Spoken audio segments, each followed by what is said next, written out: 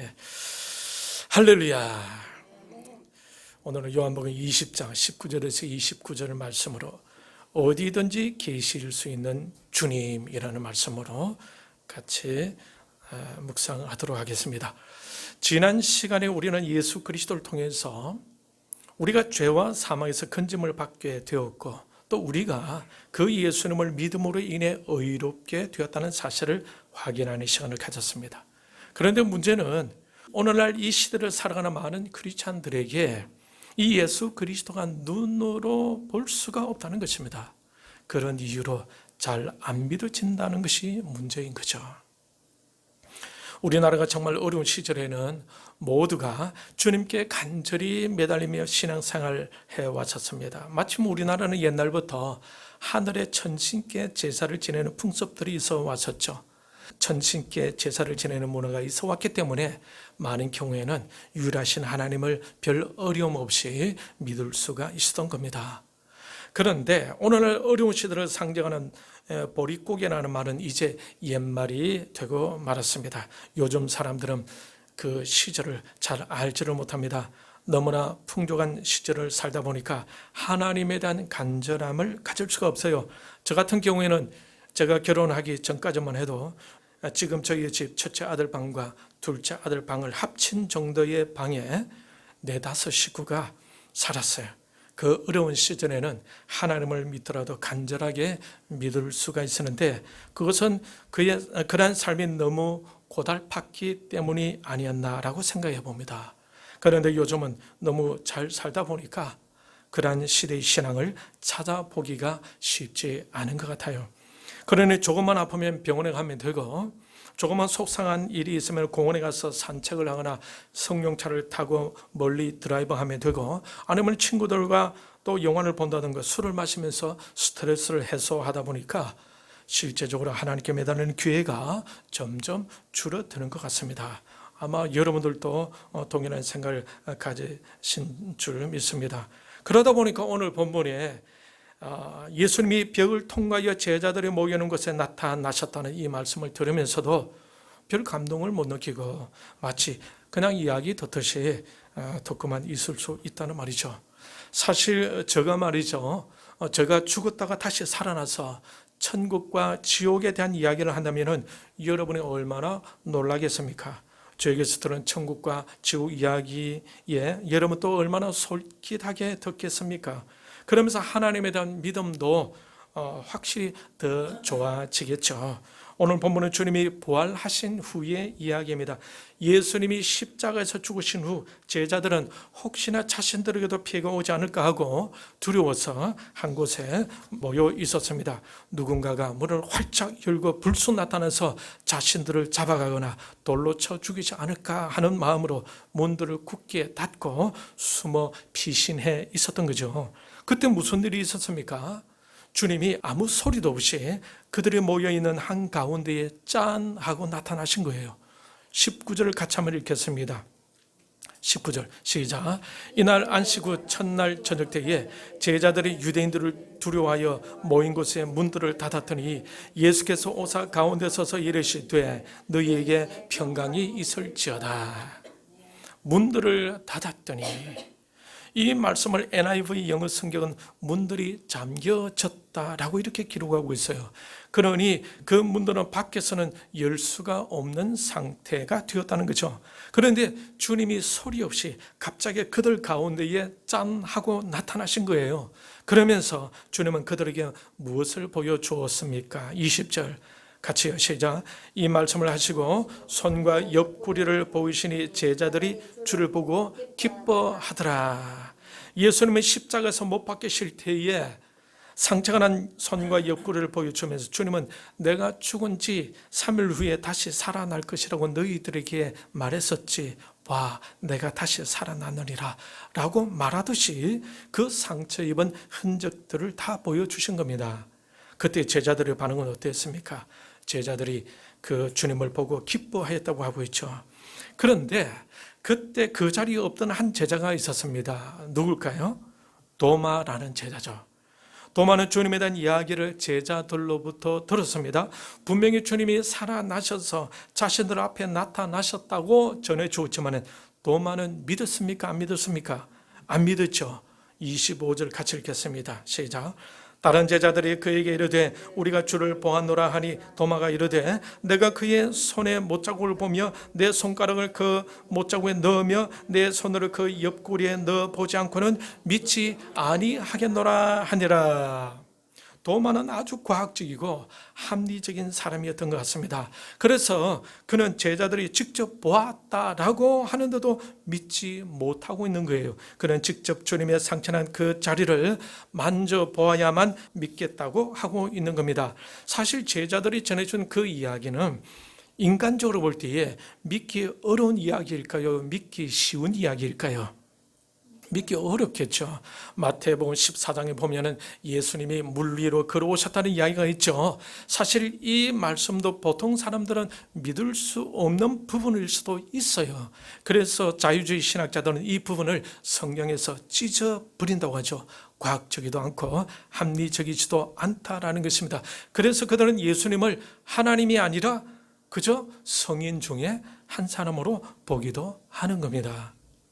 예수님이 귀신을 쫓아내고 각종 질병을 고치고 불치병이었던 나병과 38년 된 안전병이 그것뿐만 아니죠. 죽은 지 나흘 된 나사로까지 살려내셨죠. 그렇지만 이러한 기적 같은 일들을 믿지 못하고 예수님을 하나님으로 인정하지 못하는 사람들도 있다라는 겁니다. 오늘날에도 인간 이성을 중요시하는 계몽주의 시대를 거치고 합리주의 데카르트 시대를 거치며 정보화 시대, 생성형 AI, AGI 시대를 살아가고 있는 똑똑한 현대인들에게는 오히려 자유주의 신앙이 더 믿음직스럽게 보일 수도 있을 겁니다. 이런 시대에 살고 있는 현대인들이 오늘 본문에 예수님께서 닫혀진 문들을 열지도 않고 제자들이 있는 방 가운데에 나타나셨다는 것은 사실 믿기 어려운 일이 아닌가라고 이렇게 이해는 해봅니다. 하지만 오늘 본문의 말씀을 근거해 생각해 볼 때에 예수님은 분명히 문을 열고 들어온 것은 아니죠. 닫혀진 문을 통과했거나 아니면 벽을 관통했다고 이해하면 될 것입니다. 사실 현실적으로 믿기 어려운 부분인 것은 맞는 것 같아요. 그런데 과연 이것이 어떻게 가능했을까? 예수님이 죽으시기 전에는 완전한 인간인지라 가능할 수가 없었을 것이고 부활 후에는 어떻게 달라지셨기에 그것을 가능하게 할 수가 있었을까 하고 질문을 던져보는 거예요. 여기에 대해서 이해할 수 있게 하는 성경 구절을 하나 생각해 보도록 하겠습니다. 마가복음 16장 12절을 같이 읽도록 하겠습니다. 찾았습니까? 예, 같이 읽겠습니다. 그 위에 그들 중 두 사람이 걸어서 시골로 갈 때에 예수께서 다른 모양으로 그들에게 나타나시니. 여기서 집중해서 봐야 할 말씀은 예수께서 다른 모양으로 그들에게 나타나시니 이 부분입니다. 두 제자가 주님이 죽으신 것을 보고 터벅터벅 고향으로 내려가고 있던 중이었죠. 그때 부활하신 주님께서 그들에게 나타나셨어요. 그런데 그 제자들에게 나타나실 때 어떤 모양으로 나타났다고 하고 있습니까? 다른 모양으로 나타나셨다 말씀하고 있죠. 이것은 예수님이 죽으시기 전의 모양과는 다른 모양이었다라는 말이 아니겠어요? 죽으시기 전에는 그야말로 일반 사람들과 똑같은 완전한 인간이셨는데 부활하신 후에는 십자가에 달리기 전의 모양과는 달라졌다라는 말입니다. 부활하신 후에는 예수님의 몸은 만져볼 수 있는 실제는 몸이었죠. 심지어 십자가의 상흔도 그대로 남아 있었고요. 음식도 잡수시기도 하셨습니다. 그러나 그 몸은 십자가에 달려 돌아가시기 전의 모양과는 다르게 변화되었다라는 겁니다. 죽음을 이미 넘어선 모양이었어요. 고통, 아픔, 연약함이 더 이상 함께하지 않는 변화된 다른 모양의 몸이 되었다라는 말입니다. 그 몸은 오늘 본문의 19절 말씀에 근거해 볼 때에 닫혀진 문들을 열지도 않고 관통할 수 있는 시공간을 초월할 수 있는 모양으로 나타나셨다라는 말이 되겠습니다. 이렇게 얘기해도 오늘날 현대인들은 잘 믿지를 못하겠죠. 크리스찬 중에서도 직접 봐야 믿겠다라는 사람이 들어 있을 수도 있지 않겠습니까? 여러분은 어떻습니까? 보지 않고 믿는 자가 복되다라고 하신 주님의 말씀을 잘 기억하시길 바랍니다.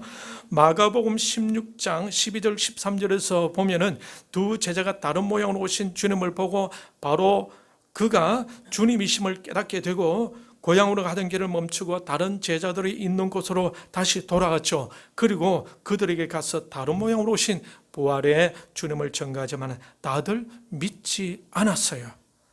마가복음 16장 13절을 같이 읽겠습니다. 시작. 두 사람이 가서 남은 제자들에게 알리어서되 역시 믿지 아니하니라. 그러니 믿음은 은혜 가운데서 얻게 되는 하나님의 선물이지 자기가 믿겠다고 해서 믿어지는 것이 아니다라는 겁니다. 여러분 에베소서 2장 8절 9절을 같이 읽도록 하겠습니다. 같이 읽겠습니다. 너희는 그 은혜에 의하여 믿음으로 말미암아 구원을 받았으니 이것은 너희에게 난 것이 아니요 하나님의 선물이라. 믿음으로 구원받는다는 것은 하나님의 은혜에 의해서 일어나는 것이라는 거죠. 그러니 하나님의 은혜가 임해야 믿을 수 있다는 것이 아니겠습니까? 그래서 믿음과 구원은 인간의 노력으로, 인간의 의지와 인간의 결심으로 되는 것이 아니라 하나님이 선물로 주셔야 한다라는 것입니다. 그러니 저와 여러분이 소유하고 있는 믿음과 구원이란 하나님이 선물로 주신 것으로 이해하시면 되겠죠. 그러니 선물로 받은 이 믿음을 잘 유지해야 할 것입니다. 이 믿음을 더 강하게 만들어 갈 수 있는 여러분이 다 되시기를 바랍니다. 아무리 들었다 하더라도 믿지 못하는 사람들이 있을 수 있다는 거죠. 마가복음 16장 11절에 보면 이런 말씀이 있습니다. 그들은 예수께서 살아나셨다는 것과 마리아에게 보이셨다는 것을 듣고도 믿지 아니하니라. 오늘 이 자리에 오신 여러분은 이 사실을 들으면서도 믿어지지 않는 일이 없기를 바랍니다. 특별히 오늘은 맥주 감사 주일이지 않습니까? 첫 열매를 거두면서 하나님께 감사하는 날이죠. 그런데 이 절기를 보내면서도 예수님을 확신하지 못한다면 무슨 소용이 있겠어요? 여러분은 부활하신 예수님을 마음에 모신 줄 믿습니다. 이 예수님을 마음에 모시고 하나님의 자녀가 된 것은 성령 하나님의 감화 감동으로 되었다는 거죠. 로마서 8장 14절을 같이 읽도록 하겠습니다. 같이 읽겠습니다. 성령의 친히 우리의 영과 더불어 우리가 하나님의 자녀인 것을 증언하시나니. 그 다음에 로마서 8장 9절 같이 읽겠습니다. 만일 너희 속에 하나님의 영이 거하시면 너희가 육신에 있지 아니하고 영에 있나니 누구든지 그리스도의 영이 없으면 그리스도의 사람이 아니라. 이번에는 고린도전서 12장 3절 찾았습니까? 읽겠습니다. 그러므로 내가 너희에게 알리노니 하나님의 영으로 말하는 자는 누구든지 예수를 저주할 자라 하지 아니하고 또 성령으로 아니하고는 누구든지 예수를 주시라 할 수 없느니라. 그러니 이 말씀의 근거에 볼 때 우리가 예수님을 주님으로 부르고 있다면 그것은 바로 성령 하나님께서 함께 하심으로 인해 일어난 일임을 알 수가 있다는 것입니다. 그러니 우리는 그리스도 영이 함께하고 있는 사람이라는 거죠. 맞죠? 할렐루야. 이 자리에 오신 여러분들은 예수님을 주님으로 신하고 계시죠. 그것은 무엇을 말하는 것입니까? 성령님, 그리스도 영이 이미 여러분과 함께하고 계신다는 겁니다. 성령께서 함께 하심으로 일어난 일이 바로 여러분이 예수님을 주님으로 시인하고 있다는 거예요. 그 주님은 어떤 분이시라고요? 부활하셔서 다른 모양으로 존재하시는 분이시고 모든 곳에 편재하셔서 존재하고 계신 분입니다. 요한복음 1장 1절에서 3절까지 말씀을 같이 읽도록 하겠습니다. 같이 읽겠습니다. 태초에 말씀이 계시니라. 이 말씀이 하나님과 함께 계셨으니 이 말씀은 곧 하나님이시니라. 그가 태초에 하나님과 함께 계셨고 만물이 그로 말미암아 지은 바 되었으니 지은 것이 하나도 그가 없이는 된 것이 없느니라. 태초에 계셨던 그 말씀은 누구를 말하는 것입니까? 바로 주님이시죠. 그 주님이 바로 하나님이셨고 그분이 만물을 창조하실 때 함께 하신 분이시다라는 거예요. 그 주님은 성부, 성령 하나님과 함께 지금 우주 삼라만상을 다스리시고 섭리해 가고 계시다는 겁니다. 우리가 상상할 수 없는 능력을 가지고 말입니다. 닫혀진 문을 열지 않고 통과해서 제자들 가운데 나타나신 주님을 여러분 한번 생각해 보십시오. 그 주님은 어떤 능력으로 우주를 다스리시며 섭리해 가고 계시는지 여러분 상상이 되지 않겠습니까? 이전에 요셉이 감옥에 있을 때 얘기를 나눈 적이 있습니다.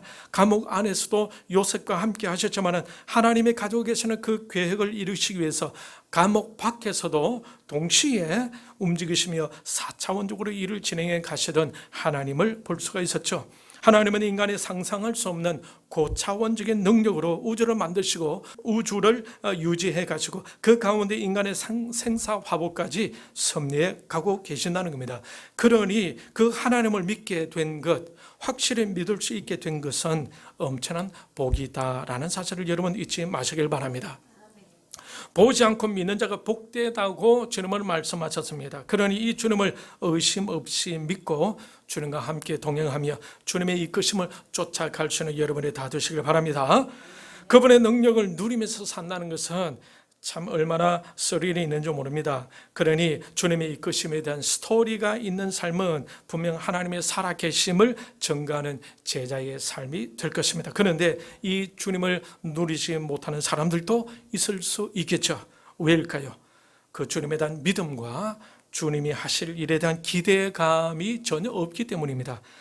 여러분, 지금으로부터 약 50년 전에 미국에서 보이저 1호를 태양계의 끝을 향해 쏘아 올렸습니다. 그런데 작년 2023년 말에 그 보이저 1호에서 이상한 신호가 잡히게 되었다고 합니다. 그것은 고장이 났다라는 신호였어요. 그런데 과학자들은 어떻게 할 수가 없었겠죠. 왜냐하면 그 우주선은 지구로부터 너무 멀리 떨어져 있기 때문입니다. 여러분, 울산에서 서울까지의 거리가 어느 정도 되시는지 아십니까? 울산에서 서울까지 거리 약 299km. 지구에서 달까지 거리는 얼마가 되죠? 약 36만 km.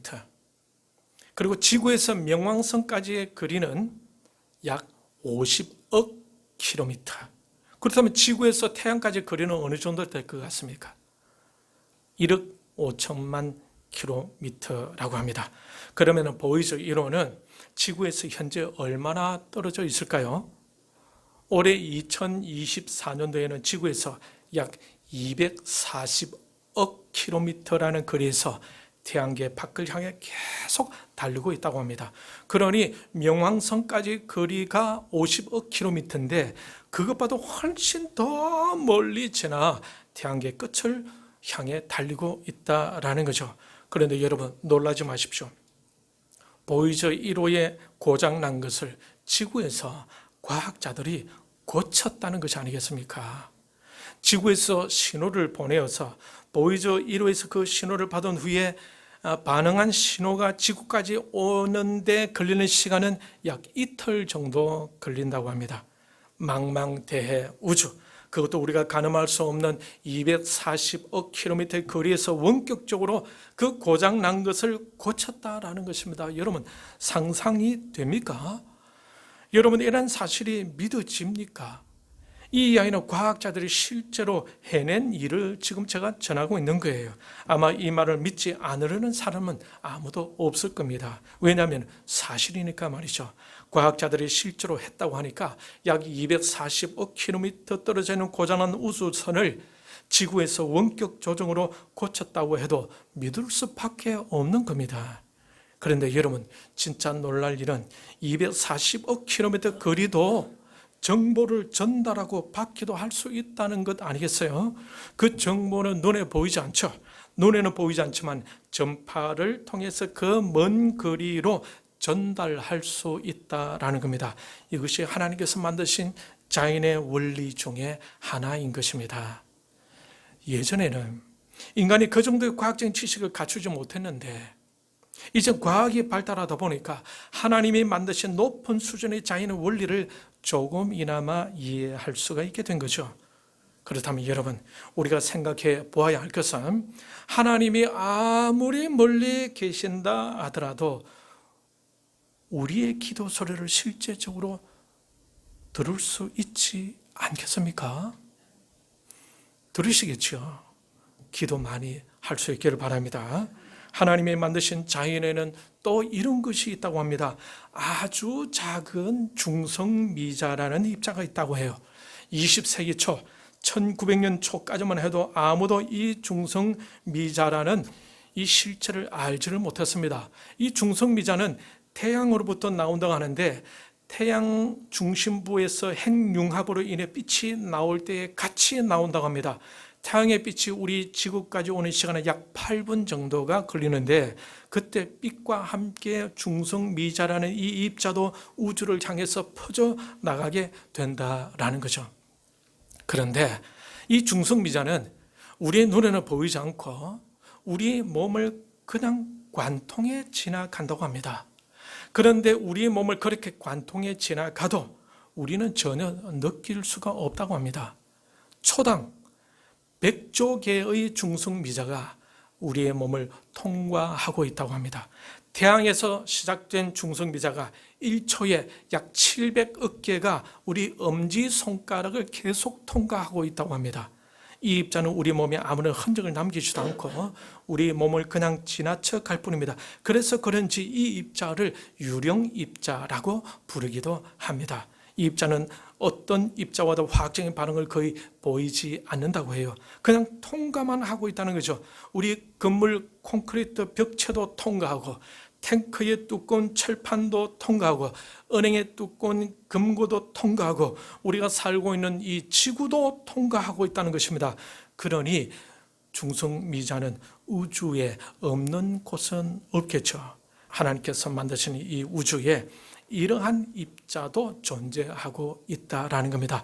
이러한 입자의 특성을 하나님은 모르실까요? 하나님은 아실까요? 모르실까요?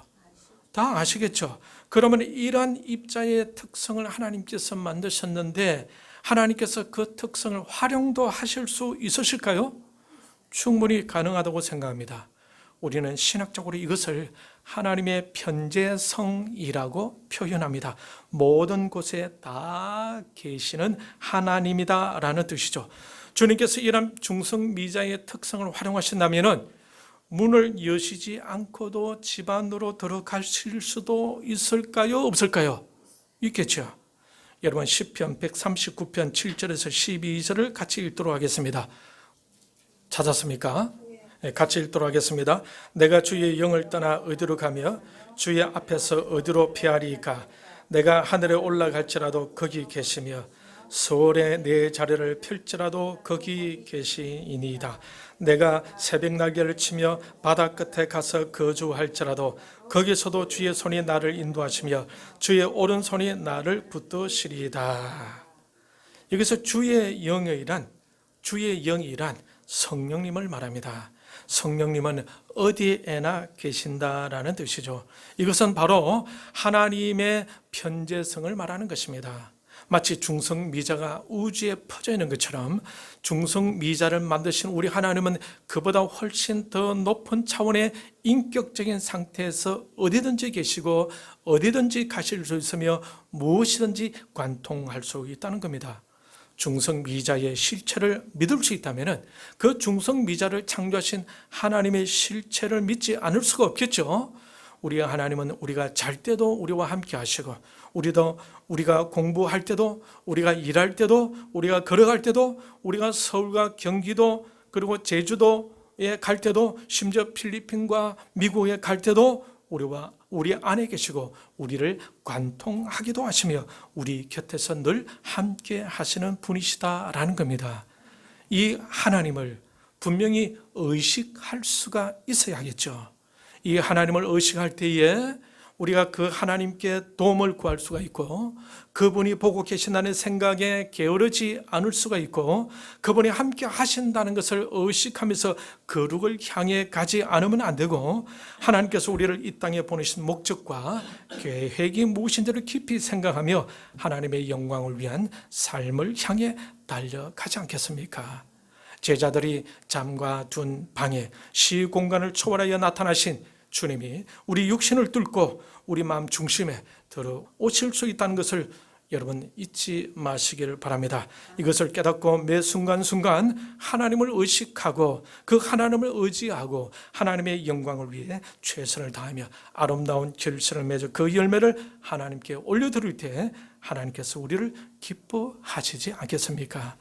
맥주 감사주의를 맞이하여 중성미자처럼 우리 곁에서 실제적으로 늘 존재하시고 우리 안에 거하시는 주님을 깊이 묵상하면서 앞으로 주님과 동행하겠다는 결심의 마음을 열매로 올려드리는 저와 여러분이 다 되시길 축복합니다.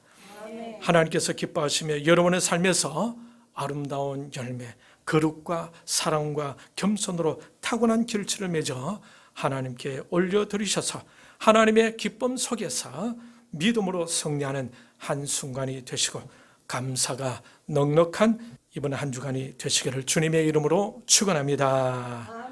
이 시간의 말씀을 생각하고